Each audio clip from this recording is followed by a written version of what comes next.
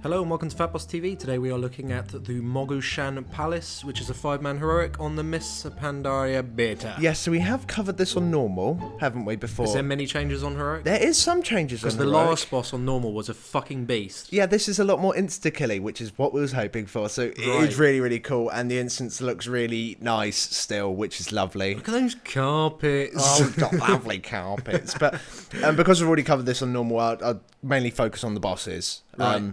And like, even if you haven't seen this on normal, it still covers the bosses. Some of them haven't really changed too much, but I've kind of worked out a bit more than you have. Right. Especially the second boss, where you just said, yeah, fucking kill it, it'll be fine. It actually has something to do. So either way, this is the first boss, which is like the 3 Emperor Kingy shits. With a massive RP event at the start. Yeah, there's no stopping that, unfortunately. Yeah. There was nothing that hinted that you might be able to skip it. But either way, he jumps away and you start off, which is quite lovely. Now, if you don't know this fight, it is you kill one set of boss. So this is your first boss that you have to kill, and each boss has certain little mechanics, and you have to kill 3 of them. And it's usually random, isn't it? We've only done it once on heroic, so I imagine it is random. This is different from when you did it on normal, so I imagine it is random. Yeah. Either way, there's these 2 ants here, and one of them is the little wolfie, and you can't tank it. It's not just me being shit. People. I'm shit on my druid as a tank, but yeah, he's just going around whacking people. I don't remember that knocking you up in the air. Yeah, it also really hurts and knocks you up in the air. I think that might be a heroic thing. I charge back down, so I'm not sure if something happens when you actually get hit on the floor or anything. You just take a shit ton of full damage. Yeah, so either You're way, supposed to avoid that, I'm guessing. Yeah, there's the shockwave. It knocks the. Still affects the ads. Still affects the ads, which is lovely. But yeah, so you kill the dog and then you just keep killing him. I think I skipped forward here a little bit because he just does that shockwave while his thing just randomly thinks, oh, just look at that. It's pretty epic. It's amazing. How can you... It didn't do that before. Pretty sure it didn't do that before on normal. Well, either way, I think it's lovely. It's a nice little thing. Either way, you get him quite low, and then he's like, oh, I've had enough. So then you fight the second guy, which is the one at the top. And the one at the top, which is coming in a second, he's pretty simple. Yet he still has really cool mechanics. I don't think it's necessarily changed, but he does a lot of fucking damage. A lot of damage when he does his pulling thing that you can see. But either way, you start this guy, and he just lightning bolts you a fucking lot, which is, if you don't remember that... He just spams lightning. Lightning bolts you like a boss, which is all right. He hurts quite a lot, but then again, I am in like the shit gear. It's not enchanted. It's not gemmed. Either way, he also sends out. Yeah, he also sends out this tornado, and it'll go to random places, and as it goes along, it pulses and knocks shit up in the air, including those ads over there. It was having more fun with the ads than with us, but it's still cool. So it's probably the best idea if you spread out a little bit at this point.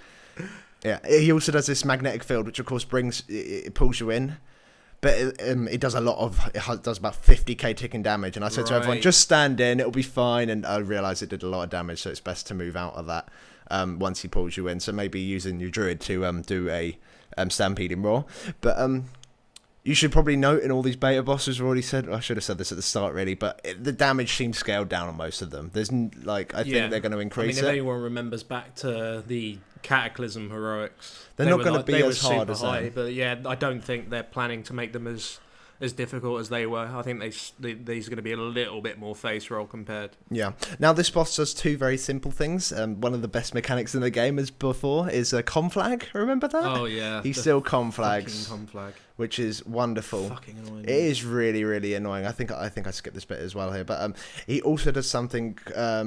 He does his meteor. And he does a mortal strike as well. He does have an MS on you as well, but he also does his meteor.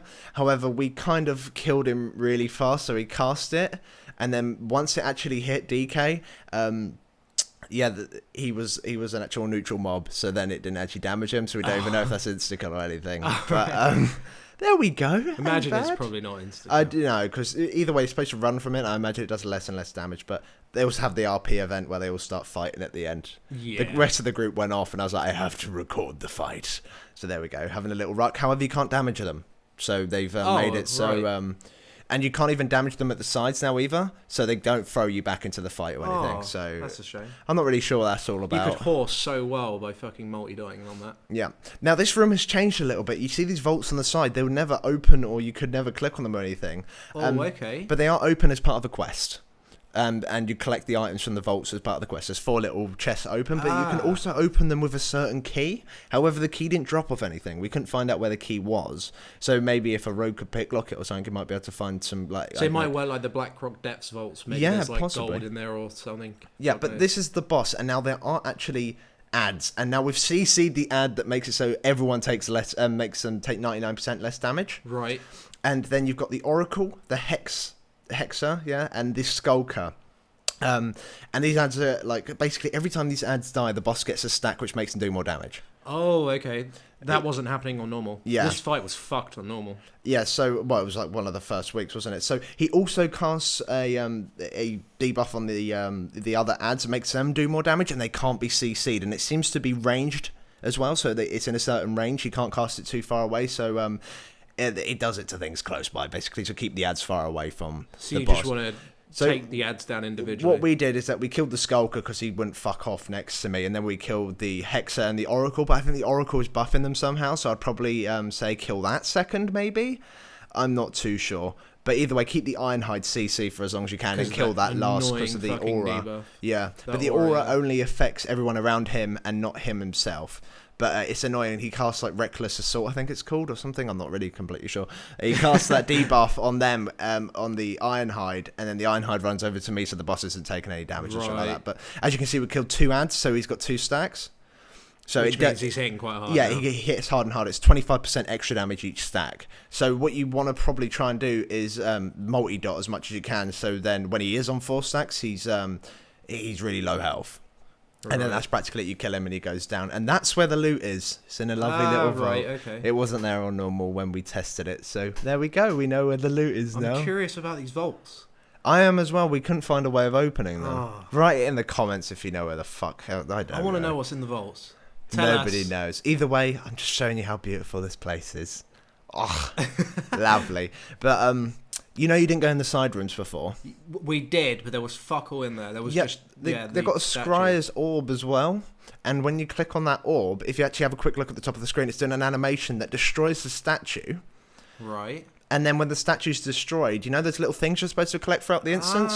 Some of them are in them, and that's the same for both sides. So that's the actual purpose of that room. Either way, last boss, if you remember him, the fucking beast bastard that did loads This was just like the best boss in the game. The traps galore guy. He's amazing. Did they add spells to him? They didn't add spells, but everything hurts and knocks you back a lot more. Right. So that was fun, but we had all range, so it was fine. And he actually doesn't have that much health in comparison to the other bosses. It's an average amount of health, so he got nuked down really fast. So I think we had Bloodlust up as well. I think DK Bloodlust. But here are the traps, here are the shockwaves, here are the spinning axes. This is just like the best boss in the game. It is every really, boss really needs to good. be like this boss. It's fucking fantastic. You know Elegon, the new Elegon that's coming out? They should add this as well.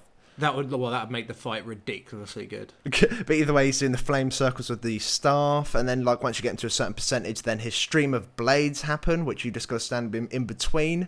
Tomb Raider style. It gets a bit much, and I think I run into some traps. Those spinning axes actually knock you back and up, so you get a massive knockback effect into everything else, which then knocks you around and everything like that. But it's still, you won't take much damage if you can avoid. And that's what I really like about this fight. Yeah, there I am. I got knocked back into the ground, slam, and then I get knocked away again. It hits for like 64k. So luckily I'm a tank, clicking all my moves. But clicking, keyboard turning, running into all the shit. I'm the best, trust me. Don't worry, guys. I'm doing your guides next here. So, yeah, it's good, though. It's a really good fight. And then, of course, the last one is a crossbow trap, which is just a constant amount of AoE. And I'd say pop Bloodlust then, which we did. Right. So maybe pop it just before it happens, because at this point, he's dying really quick, especially got execute sort of stuff. Find your fucking spells. Jesus. Look, this was the first heroic I've recorded. The next couple of heroics, I'll get better and better. Trust me. It's fine. Okay? But either way, that's that boss, and that's actually the end of the instance. But it's still a really this is the best heroic boss I've come across so far. Fucking medal for that fight. It's really, really cool because you can avoid all the damage just by being good. It's a fantastic fight. Well, anyway, that's about it. So if you did like this video, then please do give it a thumbs up, and it does help us out quite a lot. And yeah, if you'd like to see more FatBoss videos, then please do click up on your screen and on the annotations. And that'll take you to other shit, won't it? Yes. Wonderful. Thanks for watching, and see you next time. Thank you.